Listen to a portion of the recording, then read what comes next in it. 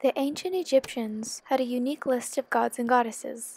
They had a hefty bunch of male and female deities, but what is most interesting is how they had a sum of gods with both male and female forms.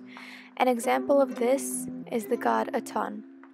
This god is neither in animal, nor in human form, nor in combined human-animal form, but simply as the sexless sun disk emitting life-giving rays.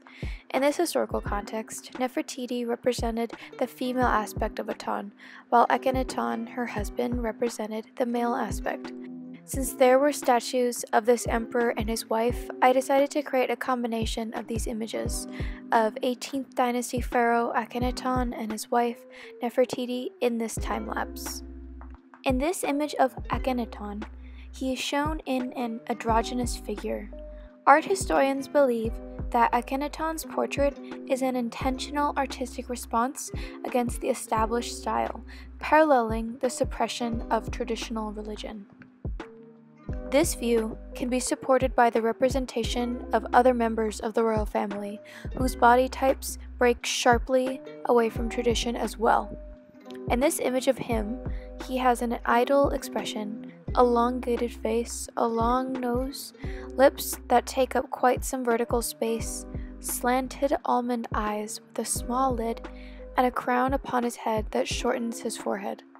His face may be of the most likeness in this statue, but his figure is more feminine. For instance, we can see that he has a small waist, wide hips, and even a belly pouch. Regardless, as mentioned before, he represents the male aspect of the god Aton, with some suggestions of female features presenting the androgynous narrative. His image parallels his empress's. Hers has more typical feminine features than the overall androgynous image like her husband's. This image was used to portray her elegant beauty with soft expression and her elongated serpentine neck. In fact, her image became a global icon of feminine beauty and power. In this image, she has a content expression, almond eyes elongated horizontally with eyeliner, eyelids with a cut crease, thick eyebrows, a soft contoured face, a short nose, an overpowering crown, and orange-brown skin. Her image was important since the Aton cult afforded a special place to royal women. Royal women helped legitimize the cult. They stood in for goddesses in contexts where female divine power was needed, and so they became semi-divine themselves. In the 5th year of Akhenaton's reign, he displaced Egypt's chief god Amon in favor of Aton, moved the capital north to Amarna, and changed his name from Amenhotep to Akhenaton, one who was effective for the Aton, with Nefertiti taking on the additional name Neferuaten. Beautiful are the beauties of Aton, a beautiful woman has come. As mentioned before, this cult gave a special place to Nefertiti, since she was linked with Akhenaton and Aton in a divine triad.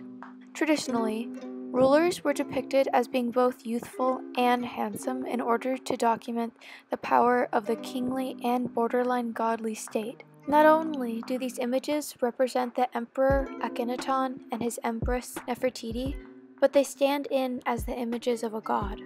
Overall, the reason that he chose this god was for both political and religious significance, which manifested into Egypt's cultural significance.